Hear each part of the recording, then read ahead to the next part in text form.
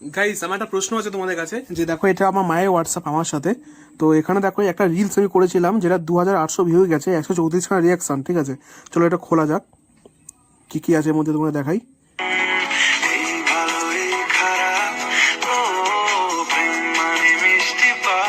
ব্যাস এইটুকানি। তো এখানে দেখো 134 খানা রিয়াক্ট করেছে, 77 খানা কমেন্ট, 6 খানা শেয়ার।